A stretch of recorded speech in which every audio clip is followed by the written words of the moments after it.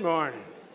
Thank you all for turning out for our first Abney Power Breakfast of 2024. Midtown on a Friday. I love a packed room in Midtown and not easy to do on a Friday. Or, as Billy Rudin and Lizzo like to say, it's about damn time. I promise your Friday commute will be well worth it. With us today is one of the most significant and influential leaders in our nation, House Democratic Leader Hakeem Jeffries.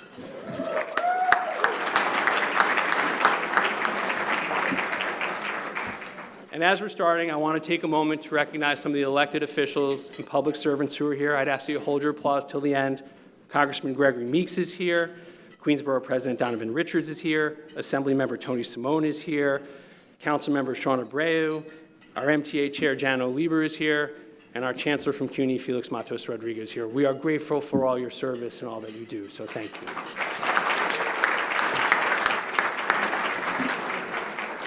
So a lot of us know our featured guest today well from back in his years as his time in the State Assembly. Back then, they called him the Barack of Brooklyn. In the chaos that was Albany in the 2000s, Hakeem exuded calm wisdom, integrity, vision, and pragmatism. You couldn't sit down with him for 5 minutes without believing that he was different, he was special, he was going places. That faith in him has proven more than true. That faith in him is paying off enormously for New York and for our nation. The last Congress, where he had risen to the number 3 spot in the House leadership, was one of the most consequential in history. For the first time ever, and this is something we New Yorkers complain about all the time, New York saw more money coming in from Washington than we sent out.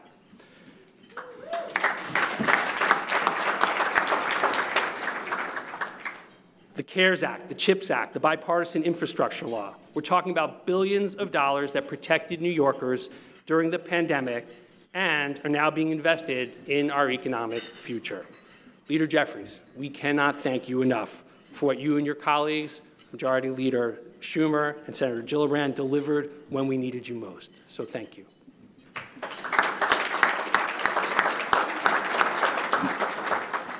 We can also say, without hesitation, that as leader of the minority in the House, Leader Jeffries continues to work hard and to deliver big. Just last week, his caucus provided the votes needed to keep the government open and prevent a catastrophic shutdown.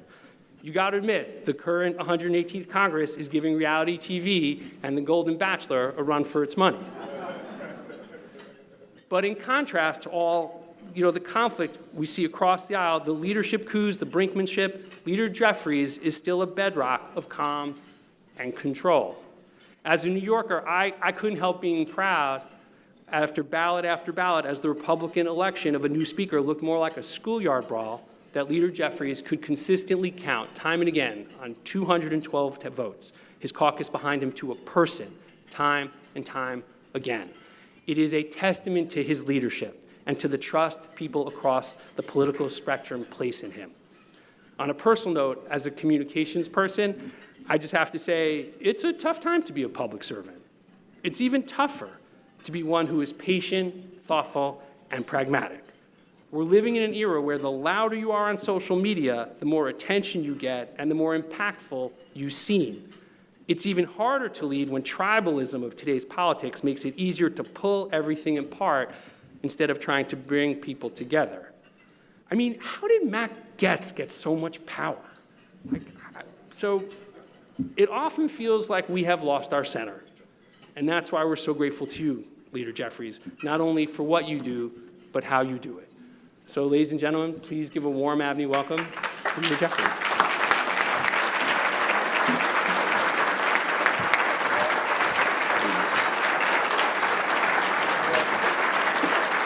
Good morning. Thank you. Thank you, everyone. Good morning. What an honor and a privilege to be back with you, be back home. Stephen, thank you for your leadership, for your very generous and kind words of introduction. all that you do for New York City. Bill, thank you for your friendship and your incredible leadership, the leadership of your family, decade after decade after decade for our great city. So good to see some of my colleagues in government who are here, of course. My big brother in the United States Congress, none other than the Honorable Greg Meeks. So thankful for Greg. We affectionately call him in Washington the King of Queens. So thankful for you, Greg, and of course, our incredible Queens Borough President, Donovan Richards. Thank you for being here as well. To all of my colleagues in government, all of the civic and community and business leaders who are here. It's an honor to once again have an opportunity to share a few words. I know that we want to save a lot of time for our conversation, and I also have a train to catch to Washington, D.C., and so I am going to follow the advice of a former Sunday school teacher of mine. Greg knows I grew up in the Cornerstone Baptist Church in Bedford-Stuyvesant. She once said to me, on the question of public speaking, Jeffries, be brief, be bright, and be gone. But let me just share some brief opening observations. Certainly has been an extraordinary Congress. This 118th Congress is an honor and a privilege to serve as House Democratic leader during these challenging and trying times. From the very beginning of this Congress, we as Democrats have made clear that we are going to find common ground whenever and wherever possible with our Republican colleagues on any issue if it will make life better for the American people. But at the same time, we are willing and must stand up to extremism whenever necessary in defense of American values and our democracy. And it's been an extraordinarily turbulent time in America, of course here in the city of New York, dealing with a variety of different challenges, certainly in the United States Congress. We opened the congressional session last January, 15 different votes. I think Greg Meeks never thought he would vote for me that many times, and when you aggregate it, apparently my name was called 3,179 times. At first, I was sick of hearing my name called, y'all. But 15 different votes before the Congress could be organized. And then, of course, we had to work hard to avoid a catastrophic default on our debt in the spring of that year, which would have crashed the economy and perhaps sent us spiraling toward a recession. And then we came back after the August district work period, and the former speaker unilaterally announced an impeachment inquiry against the sitting president of the United States of America. Toward the end of that month, we narrowly averted a government shutdown for the first time on September 30th. A few days after that, there was a successful motion to vacate that was brought, and then we were without a speaker, rudderless, for about 2.5 weeks. In the midst of all of that, the horrific attacks on October 7th, largest loss of Jewish life in a single day since the Holocaust. And of course, that all occurred in the middle of the ongoing brutal war that Putin has launched in Ukraine, largest land war in Europe since 1945. We then narrowly avoided a government shutdown for the second time in November. And then a few weeks after that, a successful expulsion resolution was brought against George Santos. And in thinking about the year, I'm wondering, how did I get myself into this situation?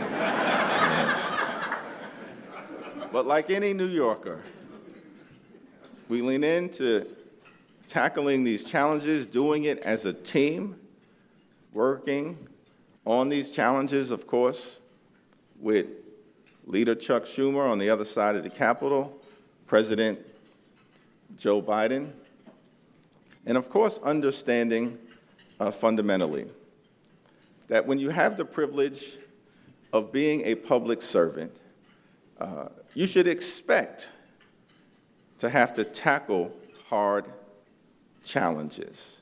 I remember when I was in Albany, and I was there with Carl Hastie, who was a relatively new member of the Assembly, and Ruben Diaz, and a handful of others, Kareem Kamara, all my good friends. And one of our mentors at the time was the late, great Richard Brodsky.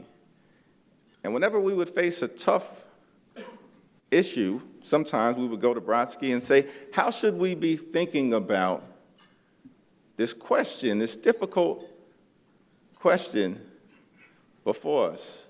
This is rough, figuring out what's the right thing to do. And he would always say to me and others the same thing: kid, this is why we get paid the medium bucks. And so these are tough challenges that are in front of us, but I think we should have some faith in our institutions, in our ability to navigate the challenges. Democrats in particular are proud of the fact that when we had the opportunity to govern with the same narrow margin that the other side of the aisle has right now, we produced one of the most productive Congresses in modern American history. We passed the American Rescue Plan, put shots in arms, money in pockets, kids back in school. When President Biden took office, there were about 2 million people who were vaccinated in this country, and within a relatively short period of time, that went north of 200 million. Saved the economy from a once-in-a-century pandemic that would have otherwise perhaps spiraled us toward a deep recession, and allowed the American economy to emerge as the strongest in the world. We still have challenges.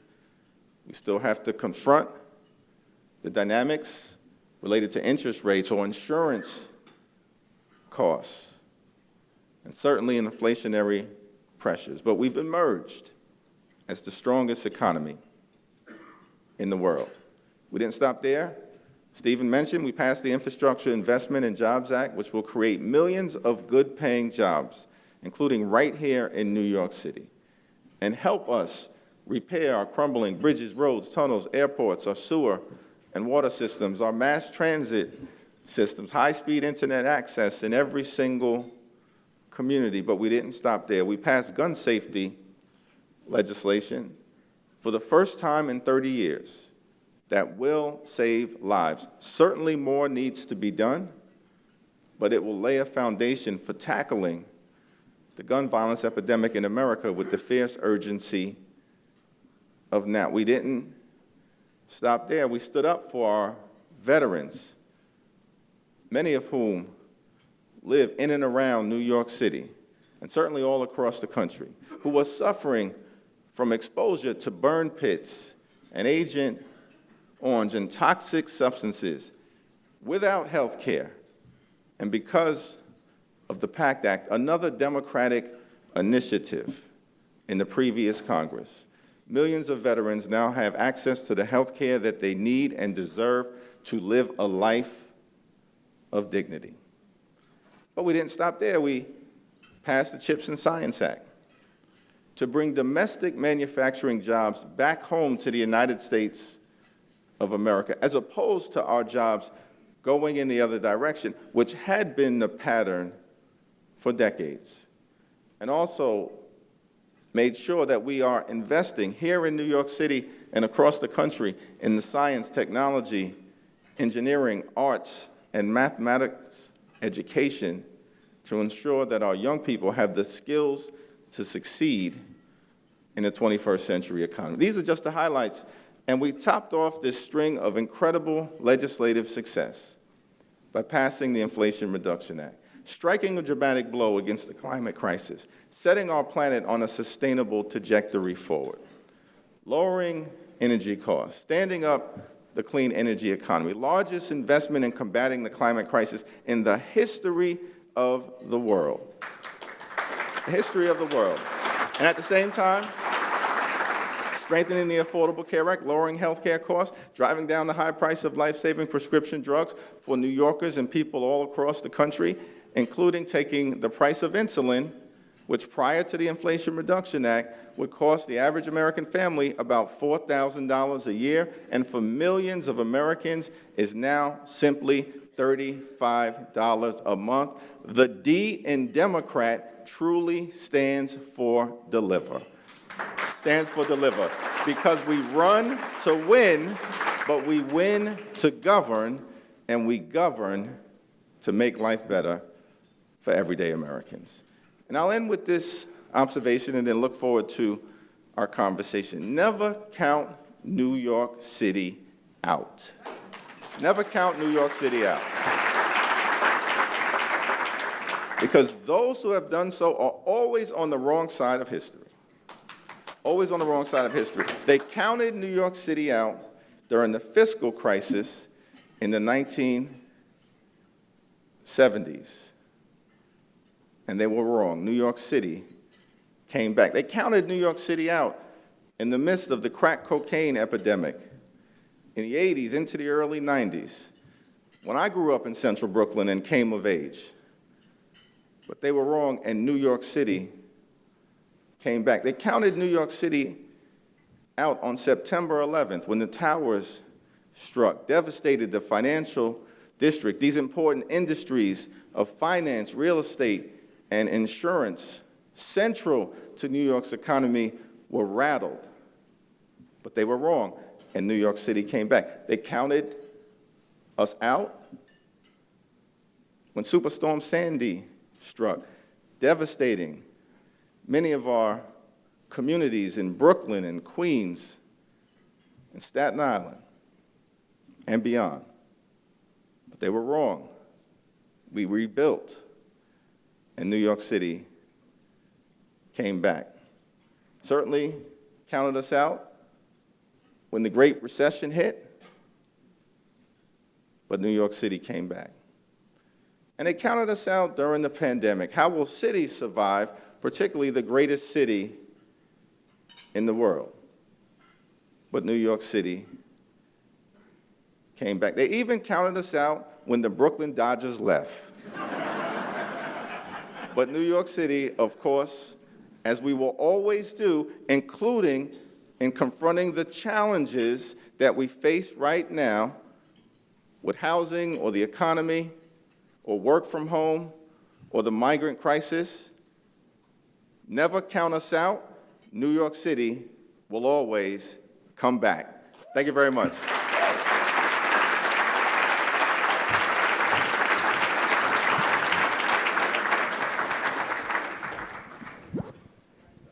Thank you, Leader Jeffries. So I guess maybe I'll start with a question. So we all believe New York is unique and exceptional.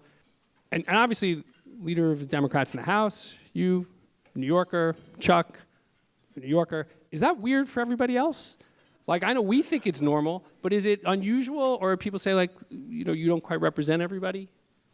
Yeah, it's very interesting because Leader Schumer, of course, has been in that position, I think, since the end of 2016, and you know, I more recently ascended to this position. It rarely happens in American political history that you have legislative leaders from the House and the Senate from the same state. I think, as far as we can tell, the last time it occurred in that iteration was in the late 1950s, where Sam Rayburn from Texas was the Speaker, and Lyndon Baines Johnson was the Senate Majority Leader before he went on to become Vice President and President.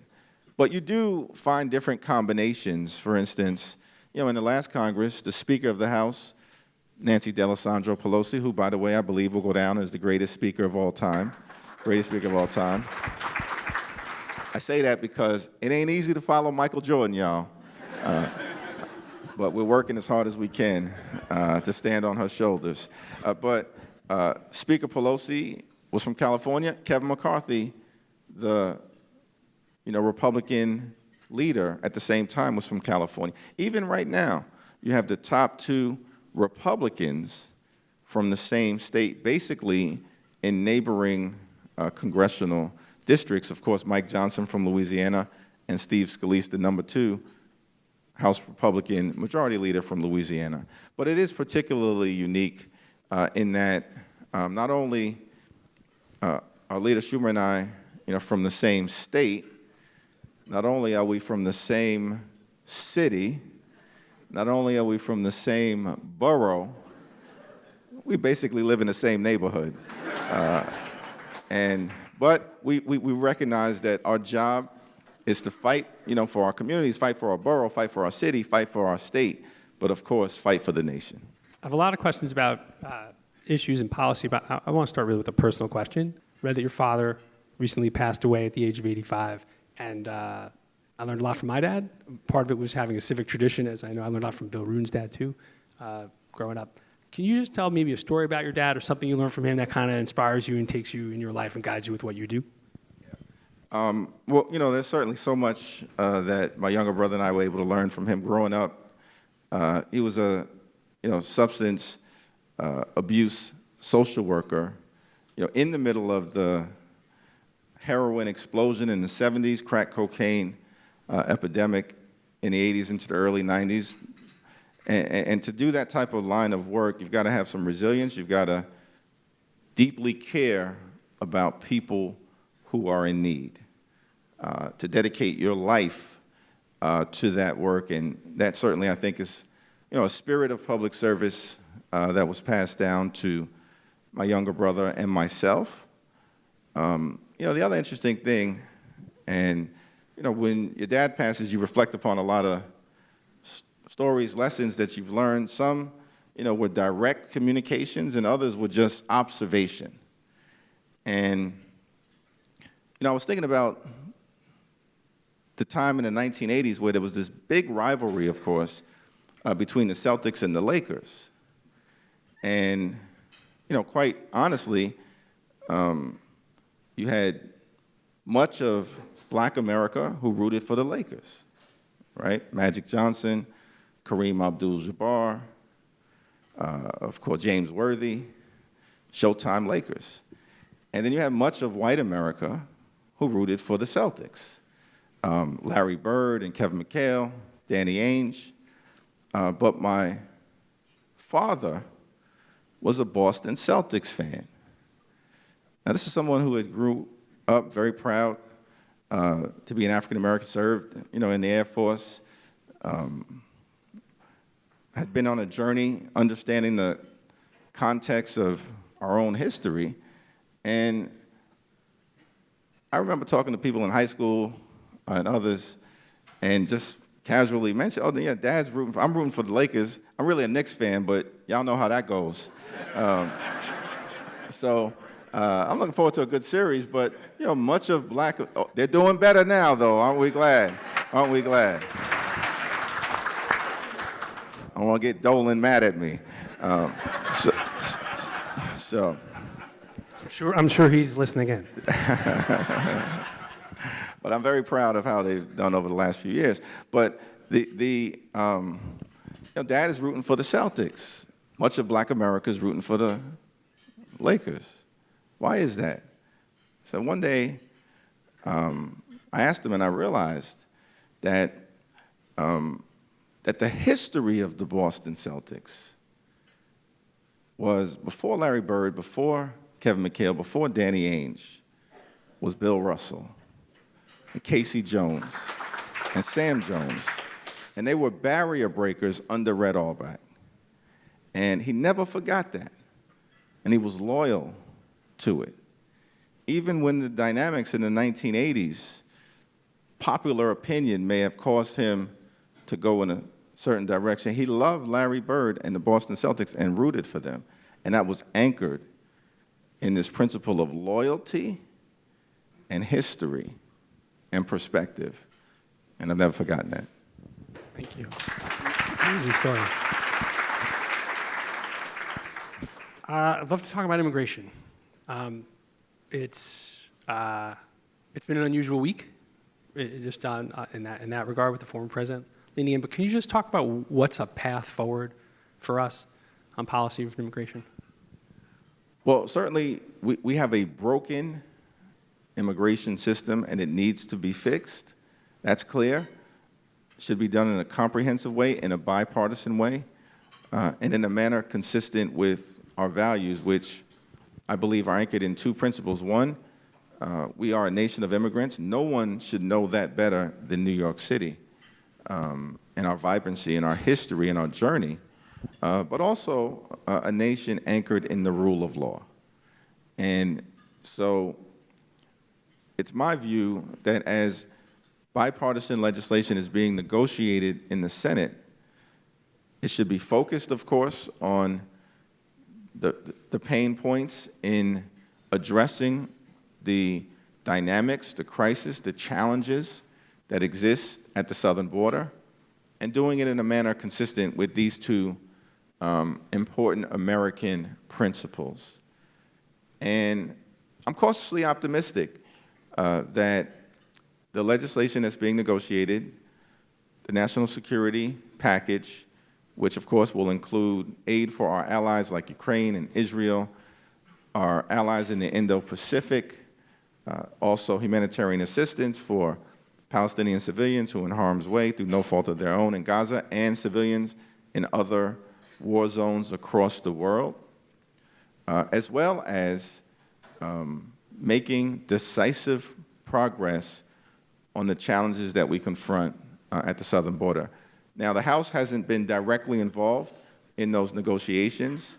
You know, we have visibility into the conversations as they ebb and flow, but I'm very confident in Leader Schumer's ability to land in a place that makes sense, that will provide substantial relief to New York City and to our surrounding communities, both in terms of financial assistance for the economic burdens that we've been shouldering, consistent with who we are as a city, while at the same time, I think, trying to stem the tide at the southern border in a manner that would make the situation for us and other cities across the country far more manageable sooner rather than later.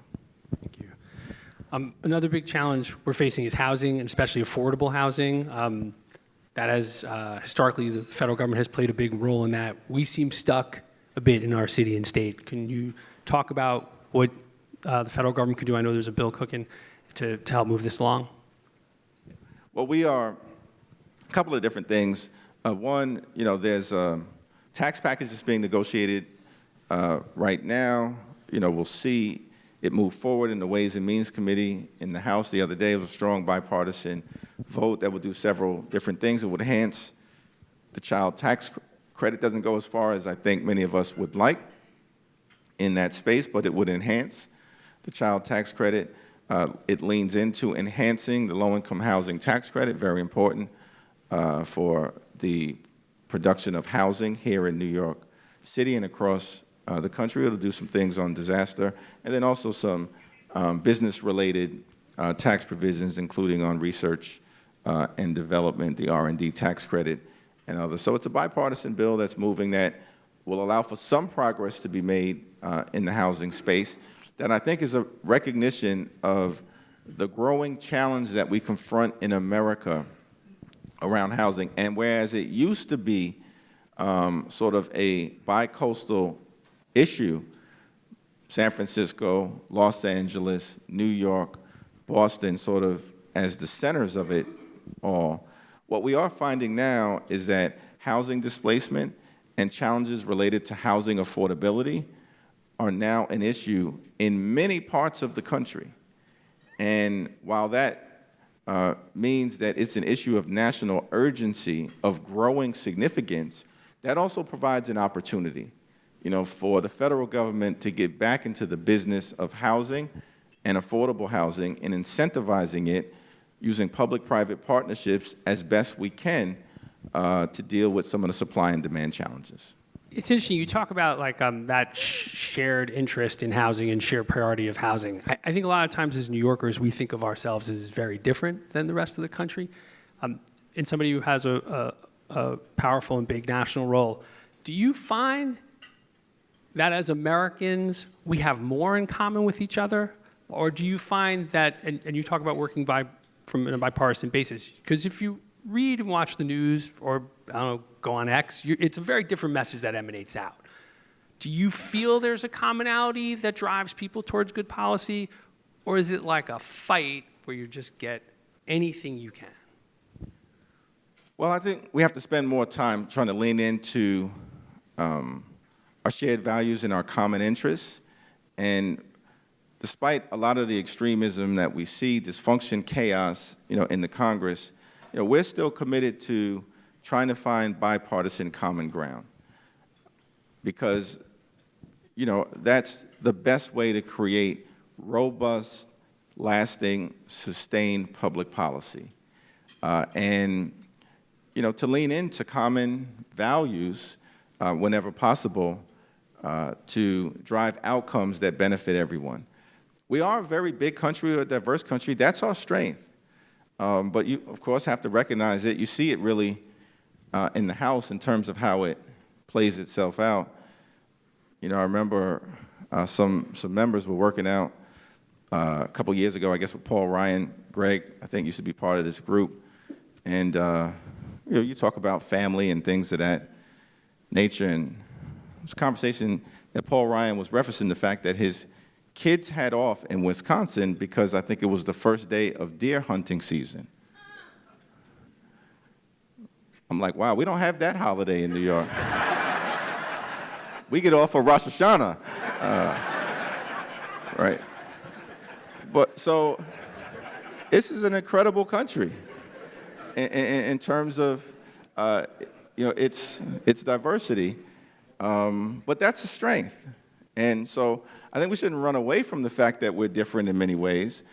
We should acknowledge and embrace that as a competitive strength while at the same time constantly searching, for the common, values, hopefully democracy and freedom and liberty and opportunity and equality, right, that are core to who we are. And when we do that, watch out, the best is yet to come in the United States of America. Amen. You recently, in that spirit, delivered votes to keep the government from shutting down and funded. I'd love to just understand about your relationship with, obviously, there's a new speaker. Can you tell us a bit about the new speaker and your relationship? And does the process wherein you delivered that vote, do you think that bodes well for the future for cooperation? Yeah, every single meaningful thing that has happened, in the 118th Congress, and it hasn't been much,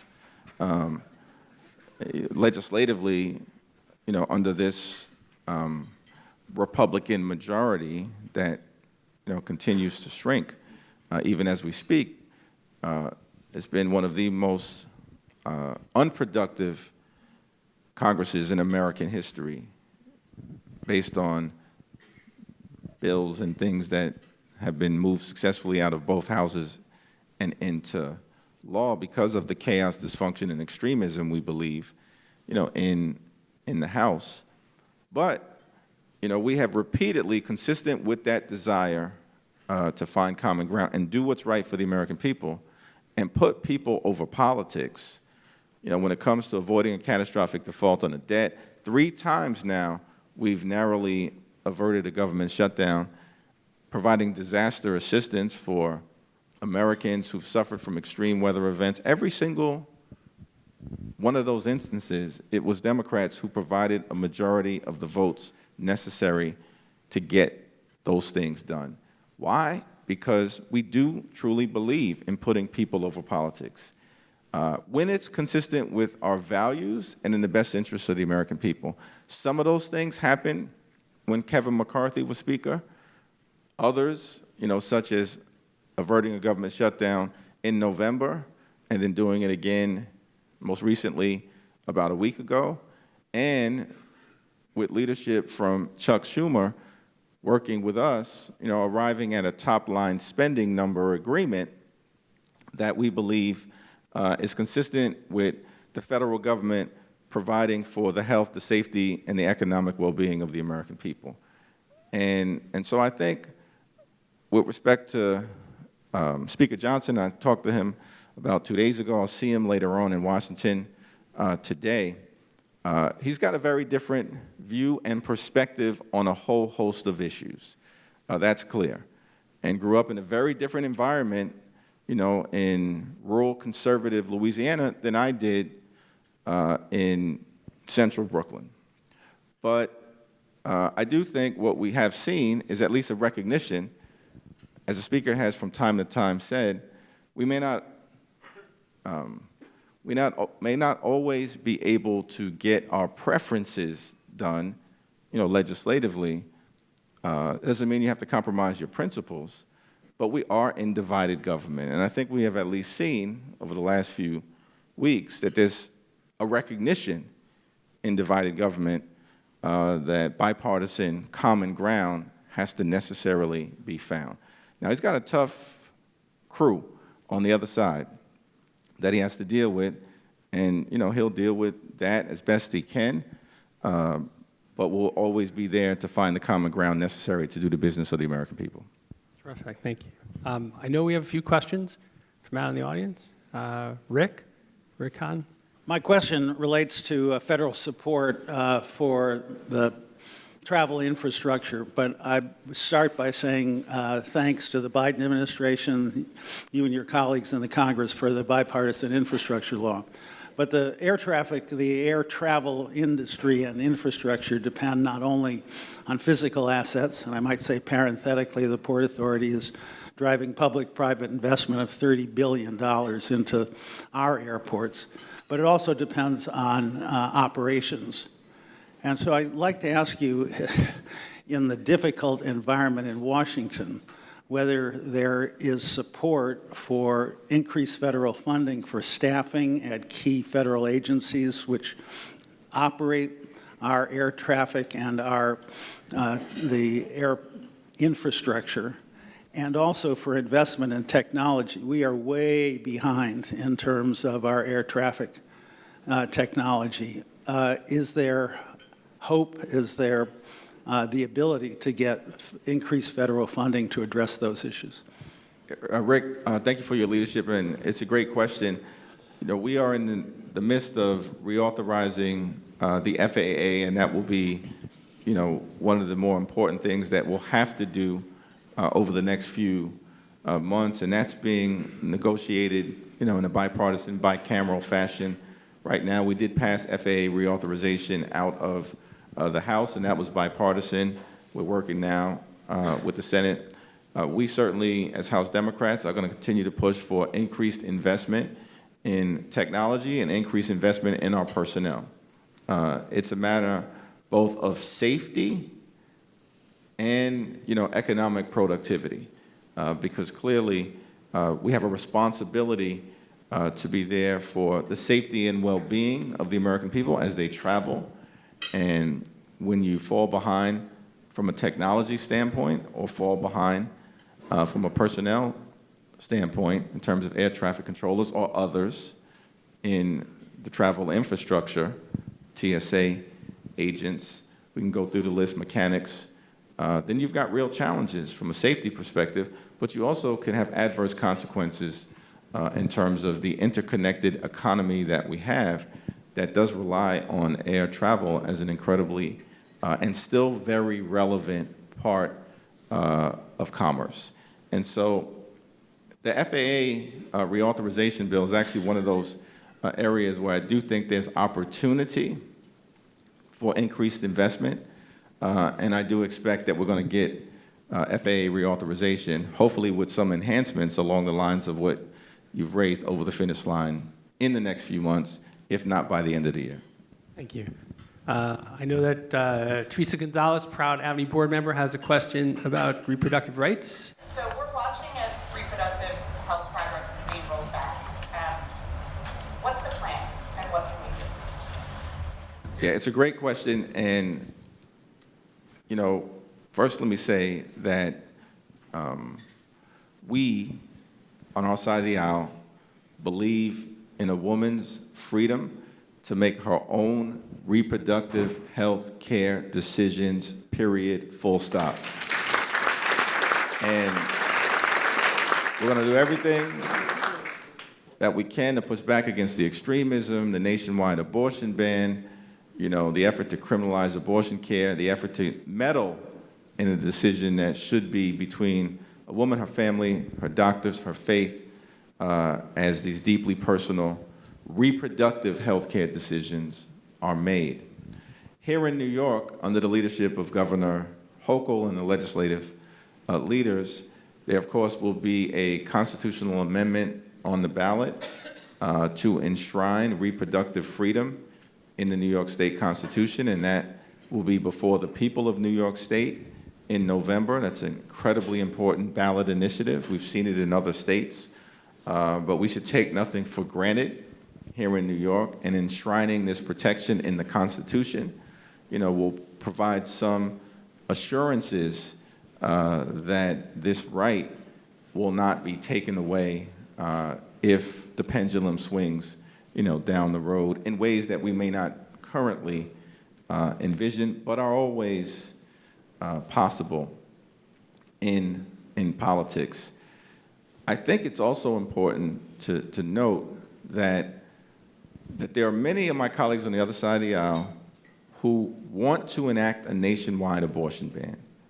And that's why reproductive freedom is going to be on the presidential ballot. It's on the House ballot.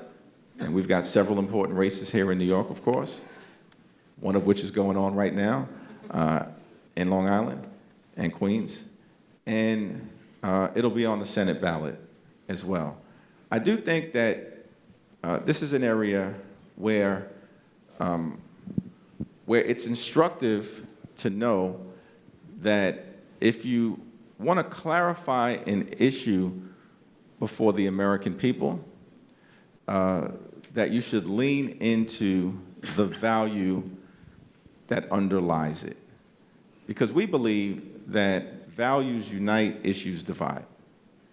And so if you take the abortion care issue, before Roe v. Wade fell, right, across the nation it was pretty much a 50-50 issue, pro-choice, pro-life. That was a frame that the right-wing conservatives applied to the issue to try to maximize public sentiment on their behalf. But we were very clear when Roe v. Wade fell that we want to take the abortion care issue and anchor it in a value, freedom. And I believe that that is one of the reasons why it has become so powerfully resonant across the country, including in states like Kansas, or most recently in Ohio, and certainly we saw that as a predominant issue both in Virginia and in Kentucky in November. And why? I think it's because it's been anchored in this value of freedom and a woman's freedom to make her own reproductive health care decisions. So I think the most significant thing that we can continue to do, those of us who stand, I believe, on the right side of this issue, is that when we're communicating it, always use the freedom frame, and that gives us the best opportunity, not just to reach people on the progressive side, but certainly moderate, centrist, swing voters who will be important in determining this election and therefore the fate of reproductive freedom moving forward. Thank you. Leader Jeffries, it's 10 o'clock, and we promise to get you back to Washington. I want to say thank you. And one final thought.